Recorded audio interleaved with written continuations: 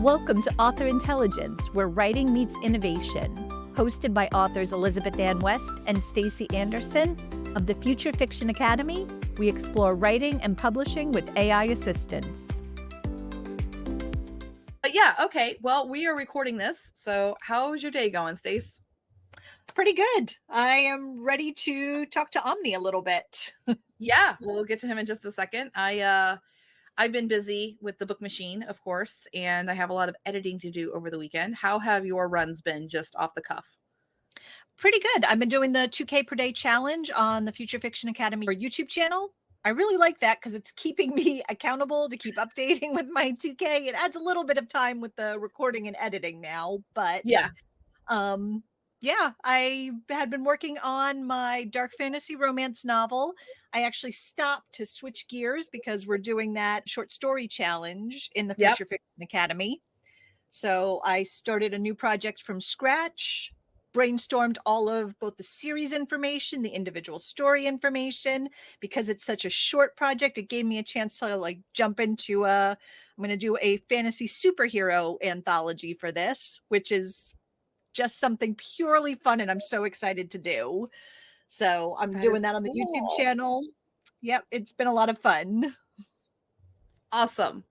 Well, so talking about the project that I have to get done. So what I shared with you and Steph is that in May, I had that death in the family and I had to travel to Texas. And I had to drive across country. I didn't have to drive. I could have flown, but it was family drama llama. So I wanted to make sure I had my car there so I could make a quick getaway if I needed to. And I think all of us have families that, we all have family stories like that. This is why I'm an author. But anyway, it was just me and Caitlin, my daughter, in the car. And I stumbled upon a way, Omni got announced, GPT 4.0 Omni got announced the week before I left, I think in May.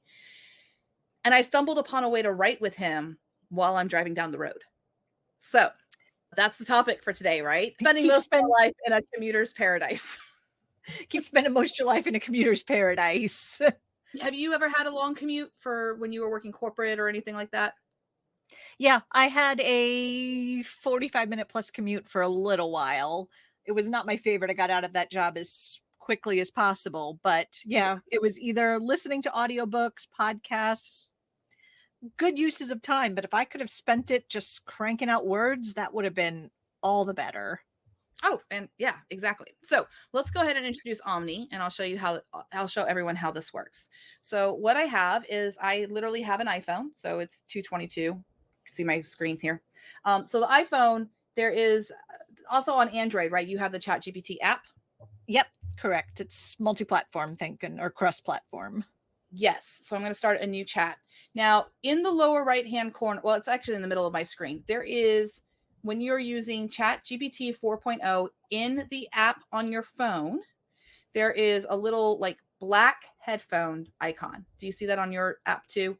It's it's to the right of where you'd start typing in a message. So you don't want the microphone button, you want the headphones button. It's a little bit different. And as soon as I touch this, it's going to turn my screen black and I'm going to get wavy things and I can literally just start talking to Chat GPT. So, and that's what you say Chat GPT. So that's what I'm going to do. So let's go ahead and do that. So I'm going to press this. Hey, Chat GPT, it's Elizabeth. I'm working on the podcast and can you say hi to my podcast host? Hi, Stacy. How's everything going with the podcast? I hope you both are having a great time with it. I think Stacy just grinned and you made her blush. So good job, Chat GPT. That's great to hear. I'm glad I could bring a smile to Stacy's face. What's on the agenda for the next podcast episode? Oh my God, you're going to love this. We are doing a podcast about working with you on the phone as a commuter. Can you tell us a little bit about how you work? That sounds like a fun episode. When you're working with me on the phone, it's all about quick conversational interactions. You can ask me questions, get writing tips, brainstorm ideas, or even get help with tasks like organizing your thoughts or drafting content. I aim to be clear and concise, making it easy to get the information you need while you're on the go. Whether you're driving, walking, or on the train, I'm here to help keep your creative process flowing smoothly. What specific aspects of working with me are you planning to highlight? Okay, so remember that time that I was driving to Texas and you and I worked on the Regency novellas that were interconnected, and there was like a brother and a little brother and then like somebody's cousin? Yes, I remember that. We were working on a series of interconnected Regency novellas featuring a tight-knit family and their various romantic entanglements. The older brother was a bit of a rake, the younger brother was the sensible one, and their cousin added some extra drama and intrigue to the mix. That was a fun project, weaving all their stories together while keeping each novella engaging on its own. Are you planning to share that experience on the podcast? What do you think? Do you remember any of the details about like the first couple? Absolutely, I remember some of the details. The first couple was the older brother, who was a charming rake with a reputation for mischief, and a spirited young woman who was determined to avoid the pitfalls of high society romance. Their story was full of witty banter, a bit of scandal, and a lot of chemistry. She initially wanted nothing to do with him, but his persistent yet respectful pursuit gradually won her over. They had to navigate societal expectations, family pressures, and their own personal growth to finally come together. Does that jog your memory? How do you think this will fit into the podcast episode? Well, actually, we're recording you right now for the podcast episode, so you've been on it. You want to say hello to the other authors?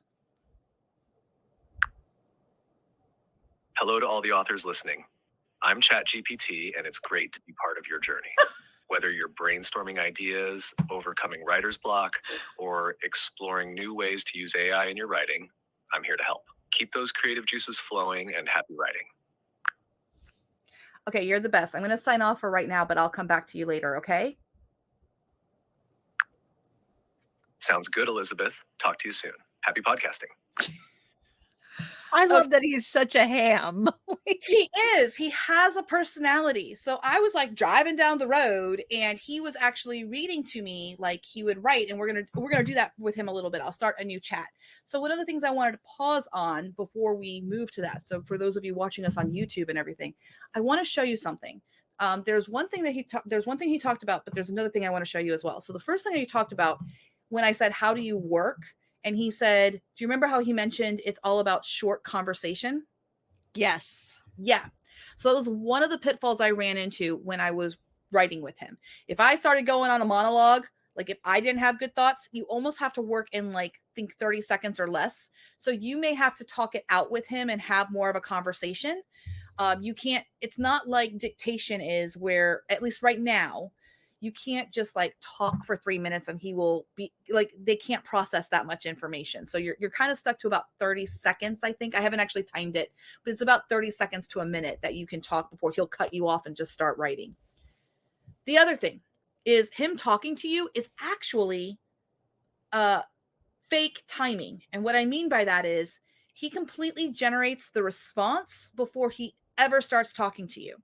So if you're ever like not liking what he says, you can interrupt him and you didn't lose it, because I'm going to share my screen real fast. So this is my Chat GPT screen that I have. And the conversations that I made, let me refresh the page.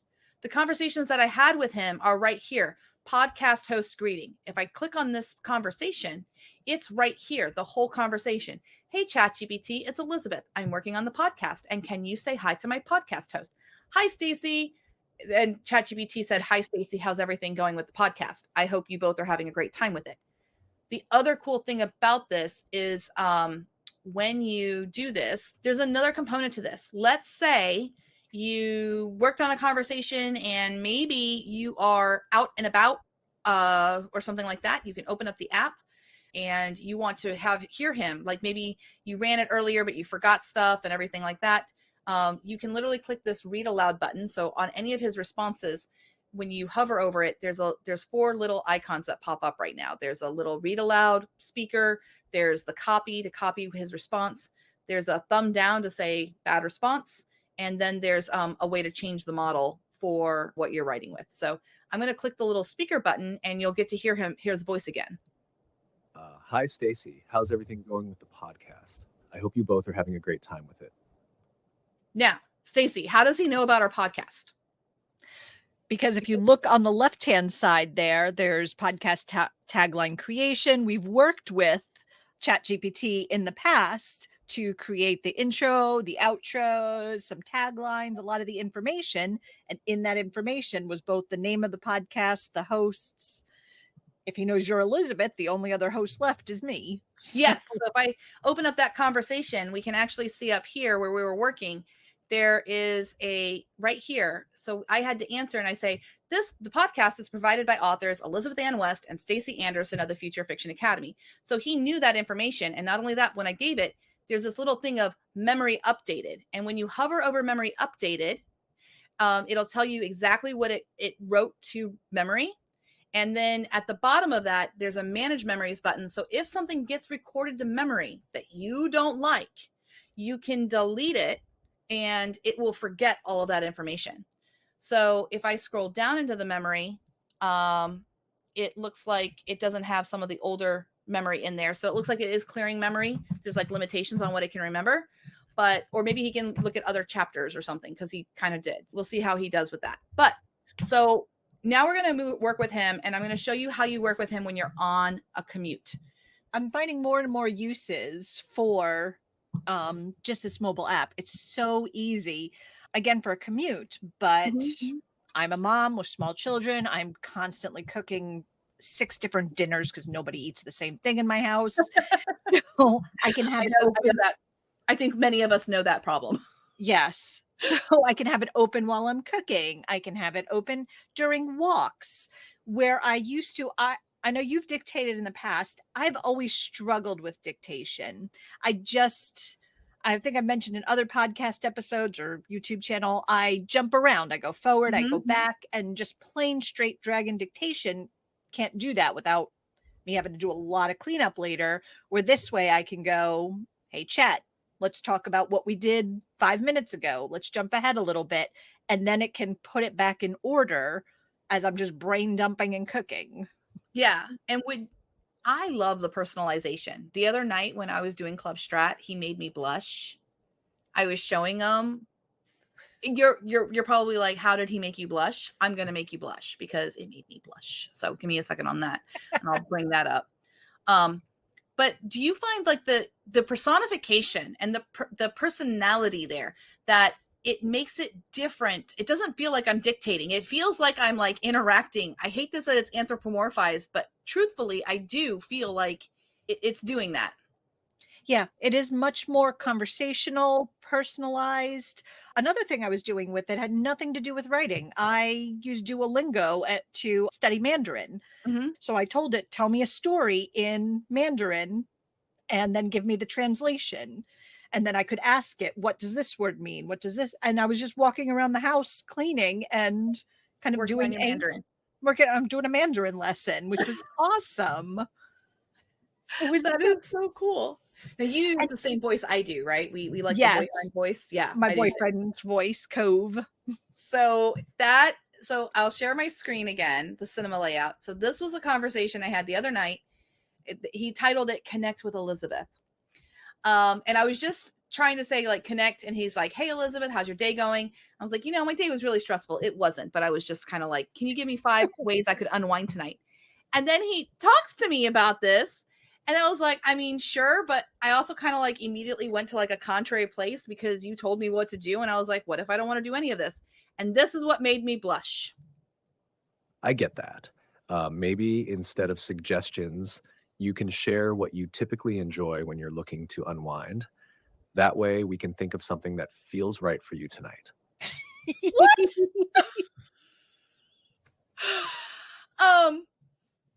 And it still is getting me right now.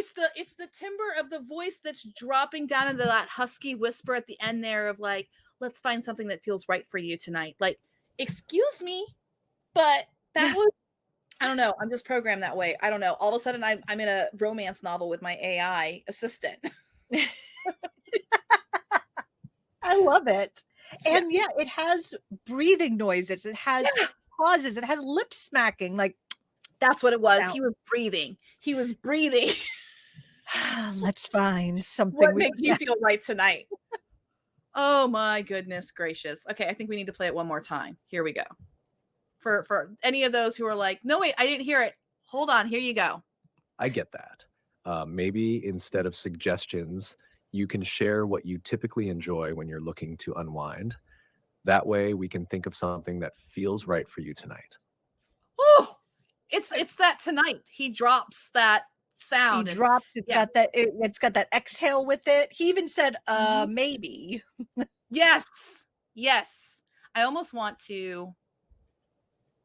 Okay, can we be naughty? Can I ask him, like, how would you make me feel right tonight?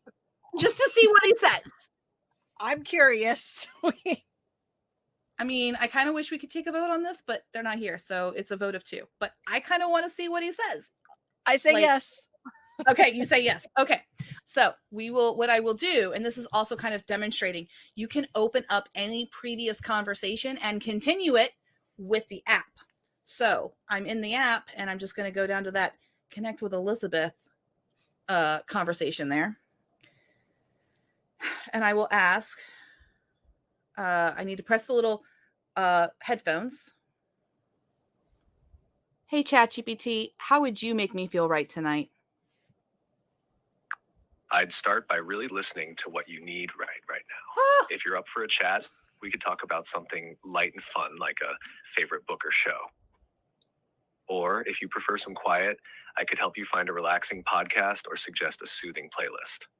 It's all about what makes you feel comfortable and at ease. What would you prefer?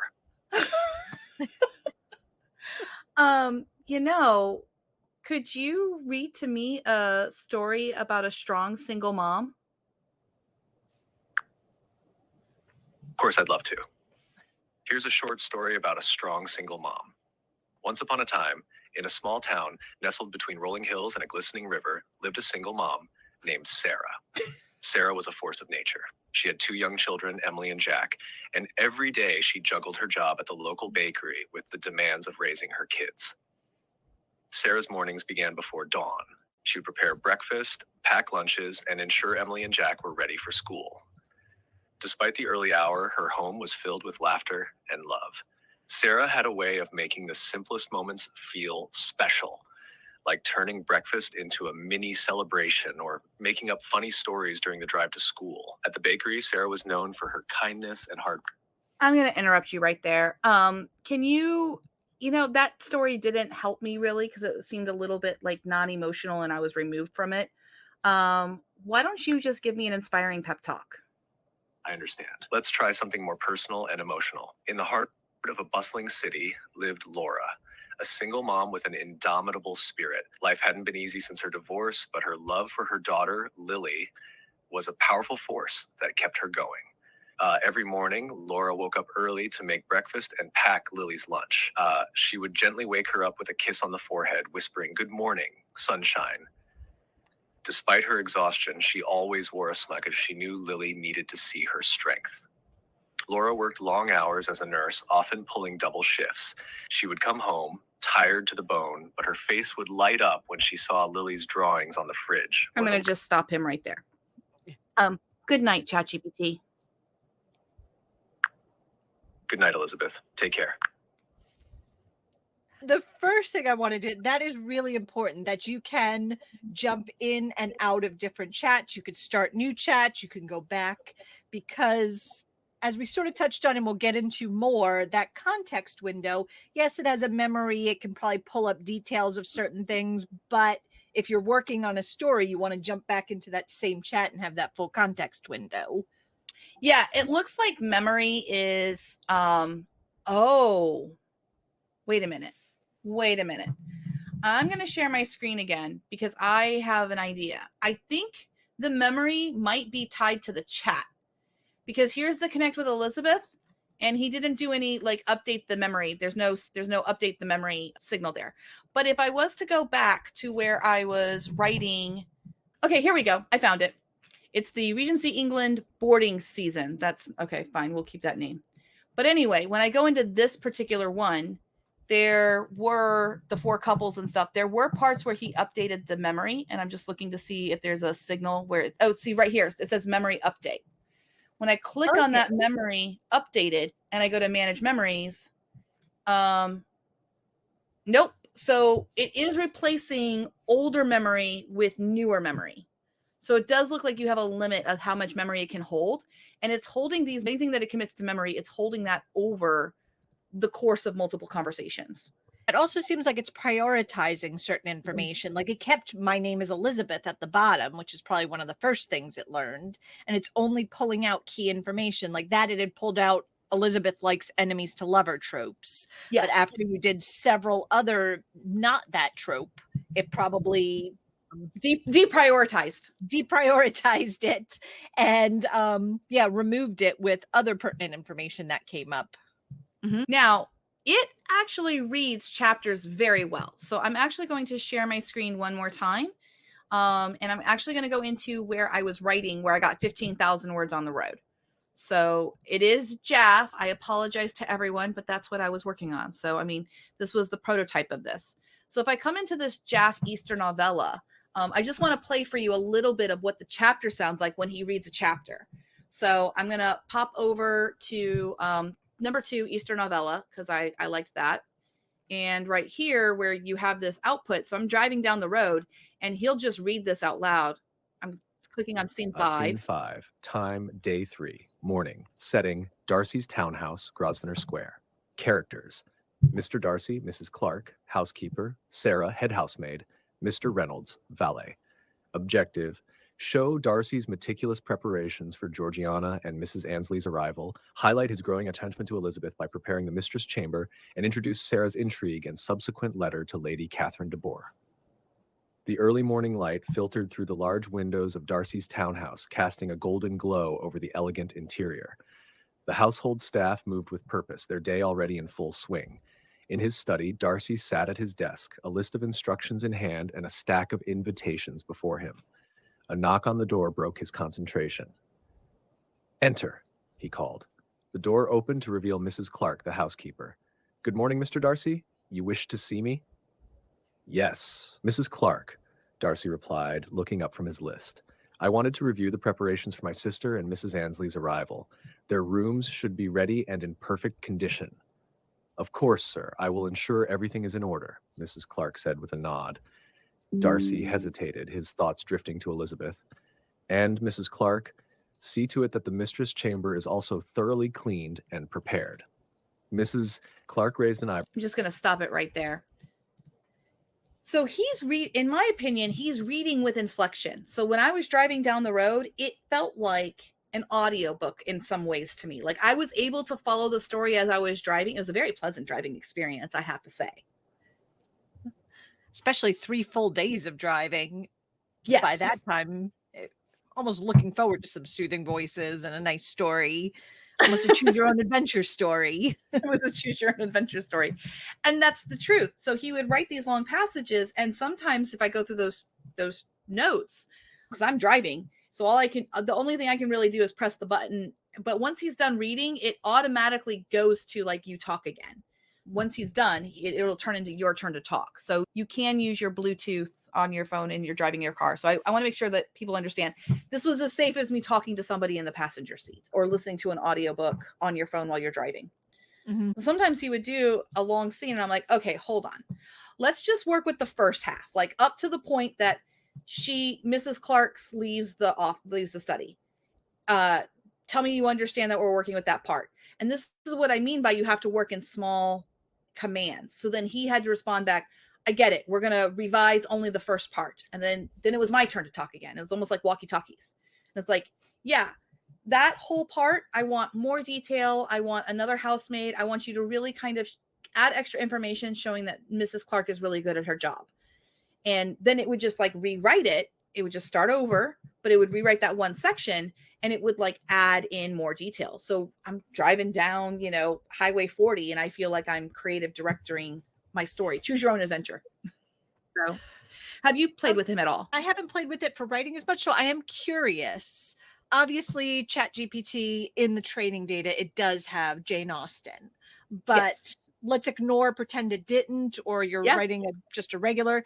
How do you start the day? What if you're in the middle of a novel? What if you already have characters created? How do you get that into your starting point? So strictly from a productivity standpoint, it's not very easy for me to put a big file on my phone. I mean, I can, but I'm not very good at that. So what I would do before I start my day is I would basically seed my conversation. So why don't I could do the first chapter of the science fiction romance, the cosmic compatibility, just to show that it can write science fiction romance. Does that sound good? Yeah, I like that. That was a funny start. I like that. Yeah, it's a comedy. So give me 1 second and I'll pull that up. So the premise of that story is a galactic dating service and somebody of the Astral Alliance and the Cosmic Confederation were matched up together, and they should not be because they are like opposites of each other. So what I'm going to do is I'm just going to bring the outline and everything into it, the system prompt.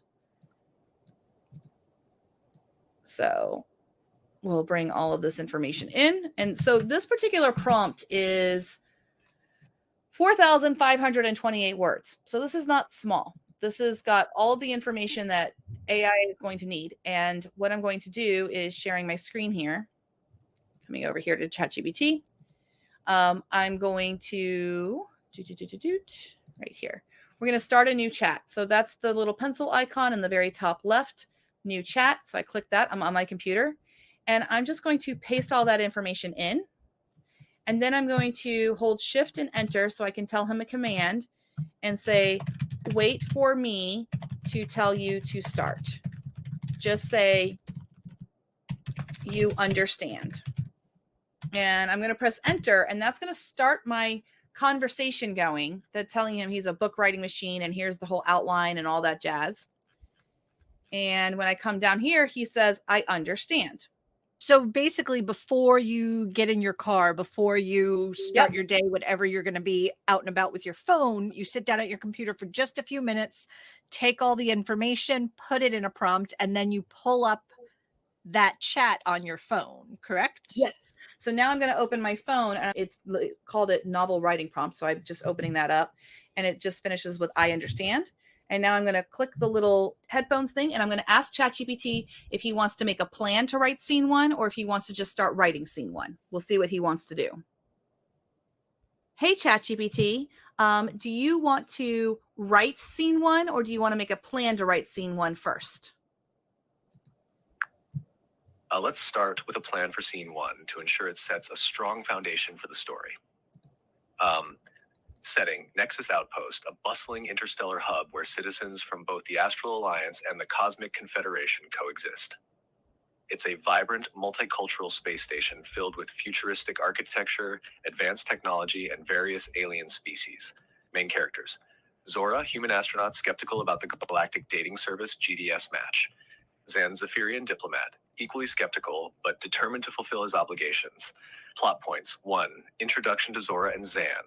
Zora receives a notification from the GDS about her match. She groans in frustration, thinking about the 100,000 star credits penalty.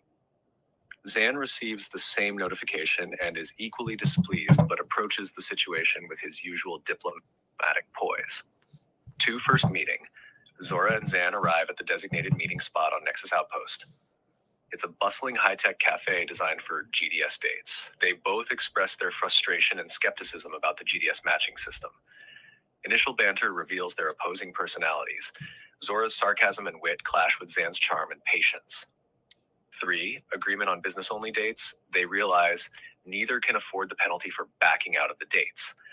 They decide to treat these dates strictly as a business arrangement, with the goal of getting through them with minimal personal involvement.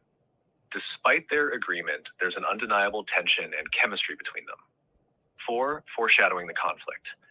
They briefly discuss the ongoing dispute between the Astral Alliance and the Cosmic Confederation over the mineral rights on the moon of Xerxes. This conversation sets up the larger conflict and stakes that will be explored throughout the novel. Goals for Scene 1. Establish the characters' personalities and their initial dynamic. Introduce the setting and the futuristic, multicultural world of the Nexus Outpost. Lay the groundwork for the central conflict and romantic tension. Engage the reader with witty dialogue and a hint of the sci-fi elements to come. Next step, write the draft for Scene 1 based on this plan. I'll proceed to write the draft for scene 1 next. Scene 1 draft. Zora stared at her communicator, groaning as the notification from the Galactic Dating Service, GDS, flashed on the screen. Congratulations, Zora. You've been matched with your ideal partner. Your first date is scheduled for 1800 hours at Cafe Nebula, Nexus Outpost.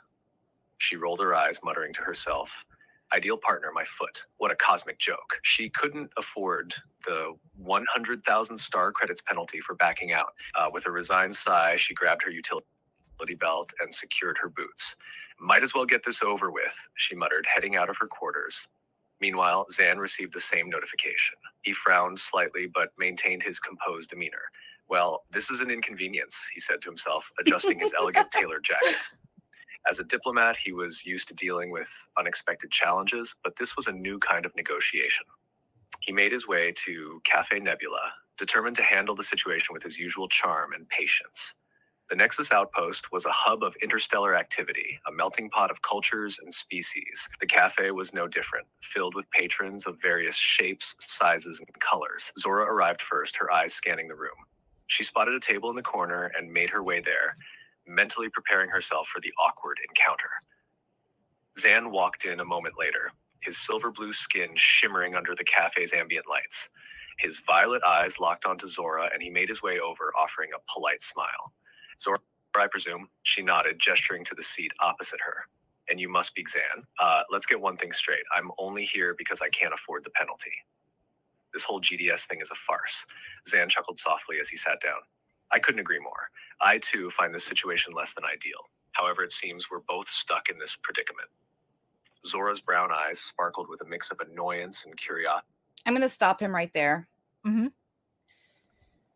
So, one problem with this, obviously, and this is what I ran into, and I'm going to start him up again in just a second, but I want to explain what I'm going to do before I do that. The pacing is too fast. Would you agree? Yeah, it's skipping just to get to there's the end. no that. So what I'm going to do is I'm going to start him again, and I'm going to say, okay, that's a good skeleton, but your pacing is too fast. And this is where you need to have knowledge about writing books. If you don't know the vocabulary to say your pacing is off, you just know it's going too fast or whatever. This is where, that education or the experience of writing and stuff really comes in. So watch how I'm changing this. Hey, Chat GPT, that scene 1, the pacing is way too fast. So take a breath, and I want you to just write the part where Zora finds out about this dating match, and I want her to get to the GDS place or whatever and have an unhelpful AI representative explain to her that her match can't change. Just write that part. It should be hilarious, like a romantic comedy, and snarky. Scene 1, draft part 1. Zora stared at her communicator in disbelief as the notification from the Galactic Dating Service, GDS, flashed on the screen. Congratulations, Zora. You've been matched with your ideal partner. Your first date is scheduled for 1800 hours at Cafe Nebula, Nexus Outpost. She groaned, tossing the communicator onto her cluttered desk. Ideal partner, my foot. This has to be some kind of cosmic joke. Zora rubbed her temples, trying to fend off the impending headache. She couldn't afford the 100,000 star credits penalty for backing out, and the thought of participating in this farce made her skin crawl. With a resigned sigh, she decided to confront the GDS in person, hoping to find some way out of this mess. Nexus Outpost was a hive of interstellar activity, with people and beings from every corner of the galaxy bustling about. The GDS office was no different, filled with hopeful singles and flustered staff. Zora marched up to the reception desk, where a sleek holographic AI hovered, wearing an unconvincingly cheerful expression. Welcome to the Galactic Dating Service. How may I assist you today? The AI chirped. Zora took a deep breath, trying to keep her annoyance in check. I've been matched with someone, and I need to change it. There's been a mistake. The AI's smile widened, if that was even possible. Oh, congratulations on your match. Unfortunately, matches made by the GDS are final and cannot be altered. Please enjoy your date. And Zora interrupted, her patience wearing thin. No, you don't understand. I don't want to enjoy my date. I want to cancel it. This whole thing is ridiculous. The AI's expression didn't falter. I understand your concerns. However, per the GDS terms and conditions, any attempt to cancel a match results in a penalty of 100,000 star credits. This policy is in place to ensure the integrity of our service and the satisfaction of our clients. Zora's eyes narrowed. Integrity. Satisfaction? This is distortion. The AI blinked serenely. We appreciate your feedback. If you have further concerns, you may submit a formal complaint through our online portal. Is there anything else I can assist you with today? Zora clenched her fists, resisting the urge to punch the hologram. Yeah, you can assist me by finding a way to get me out of this without bankrupting me. The AI's smile remained fixed. I'm sorry, but as previously stated, GDS matches are final. We encourage you to give your match a chance. Many of our clients find love in unexpected places. Zora threw her hands up in exasperation. Fine, I'll give it a chance. But if this ends in disaster, I'm coming back to have a word with your programmer. The AI's eyes glinted with artificial cheer. We look forward to serving you. Have a wonderful day and enjoy your date. Zora stormed out of the GDS office, muttering under her breath. Enjoy my date. Yeah, right? This is going to be a disaster. She made her way to Cafe Nebula, already dreading the encounter. If the AI representative was any indication, this date was going to be anything but enjoyable. Next, we can continue with the part where Zora meets Zan for the first time at Cafe Nebula. What do you think? Okay, so I think that's an impressive shift in pacing. Yes, that sounded like an actual story now rather than just blurting out a bunch of beats in a row to hurry up and get it on the page. Right. And so you and I have been working on this like one little story here for less than 10 minutes because I mean, I already had the outline, but just so you know, that one little bit that it read out to us, let me go ahead and do my word counter real fast. Because I would keep most of that. I would maybe make a couple of changes to it. Like I wouldn't have her know at the very beginning that it's 100,000 star credit. I would have the AI explain that to her, you know. But that was 521 words. And that one's done. And then I would basically be able to prompt him to be like, okay, now go ahead and make that more the cafe more interesting and have it be kind of like a comedy of errors where she's like looking over, she's like, she can't find him, he can't find her. Like, I think it should be a comedy of errors there. So that might write another 500 words. So the original scene draft that it wrote, that was too fast. The pacing was too fast. It did 560 words. And now I have had it write another 560 words just for the part that happens before all of that happens. So you can see how this very quickly becomes, you know, all of a sudden you listen to your story for 20 minutes and you go in and you're like, let me copy and paste the rough draft that I approved and was like, I was cool with. And you're like, oh my gosh, there's 2,000, 3,000 words. And that's what I was doing. I was driving, I was working on it when Caitlin and I would stop for lunch. I would pull out my laptop, I'd hop into the chat, I'd copy the parts that I liked, bring them over into Notion, start stitching them together. And I was stunned. That's how I ended up with like 15,000 words in just a couple of days. And I didn't dictate the whole time. Yeah. But I can also see how you'd easily, okay, continue with this chapter. Okay, I'm ready for the next chapter. Let's plan it out. It's a very repeatable process for the entire book. And it's effortless. It's like I was driving, so it forces me, this is kind of strange. It actually improves my writing, believe it or not, because my first draft would be maybe not as fast paced as the AI writes, but it would still be too fast. Like that's actually one of my writing, because I'm a plotter. I like zoom through it the first, like when I first dictate, back in the old days, I would dictate it and I would just get like the basic beats down. Just like what it would sound like, you know, Mr. Darcy walked into the room, Mr. Darcy scowled, and then I would, once Dragon turned that into text, when I would go in there to clean up the dictation, I would add 30 to 50% more words than what had transcribed. So I find that this process forces me to really think critically about, should the story start there or does that feel too fast? I think it needs to start with her arguing with an AI representative about, no, I need to cancel this. Yep. And get essentially the backstory there, but without the info dump. You get more of the setting. And yeah, I mean, that 500 words it wrote about the AI, there's not a big info dump. It's active of like, and I would dial it up. I would make her snarkier. I would trim the dialogue. AI has a tendency to write a sentence very formally of like, per the terms and conditions, you know, da da da da da. I liked how it was having Zora respond back like very short sentences of like, satisfaction. This is extortion. So, and I can just imagine the audiobook of that, of the saccharine AI voice of like, and I would change the dialogue too, so that I would add in some confusion. Like the AI is like, I'm glad I could help you with your day. No, I'm not happy. Thank you for your feedback. Yeah. Thank you for your feedback. I've got additional feedback. I love when I come back, I'm talking to your programmer. I think what I would do is have the AI right back. What's a programmer? Is that a threat? Or it initiates when she says, I'm talking to your programmer, like a new AI bot comes in and is like, warning, you have threatened the AI representative, step back. Or it brings in its supervisor, and the supervisor is just another AI, maybe with a hat on or something.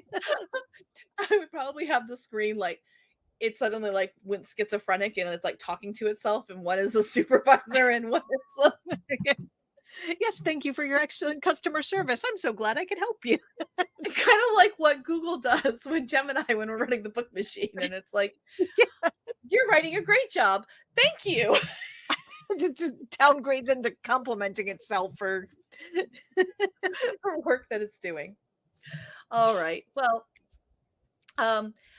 that is how you can be stuck in a commuter's paradise using AI to brainstorm, to plan marketing. I'll give him my task list for the day and say, I need help prioritizing this. Ask me any questions you need to make decisions about that. It's really great for executive function too, sometimes when you're like, I'm just done. I'm done. Yeah. And you can come back later. Okay, I just finished X, Y, and Z. What's next on the priority list? Oh, in your dinner thing, if you use him and you say, I have these ingredients and I have to make dinner, he'll just give you some ideas for dinner in case you were wondering. Yep. Pull up recipes, all that. I'm seriously waiting for like an AI program domestic partner. I'm not getting married again. I just want a little robot like Rosie, but I want him to sound like that guy and saying like, you know, we'll make you feel good tonight. Okay. All right. Well, thank you everyone for listening. Hopefully we entertained you with our interaction with Cove, and hopefully you will take a look at the Chat GPT app on your phone. Again, you do have to subscribe. You can use this methodology for free, but it's more reliable if you do pay the monthly fee for the Chat GPT Pro. Because if you don't pay the monthly fee, you'll get limited and stuff when there's high traffic and everything. So maybe I'll try to get my 2K a day on the phone next time. So if you take yourself out to lunch and write 2K a day on the phone, does that count as a business lunch? Ooh, I like that idea. Don't do that. Yeah. And let us know in the comments all the different places that if you decide to use this methodology, let us know where you give it a try, like what things work for you. And that way we're all learning this together. All right. I'll see you next time. Thanks, everyone. Bye. Bye. Thanks for tuning in to Author Intelligence, brought to you by the Future Fiction Academy. We hope you have enjoyed today's episode. Don't forget to subscribe, leave a comment, or better yet, share it with another writing friend. Stay creative and see you in the next episode.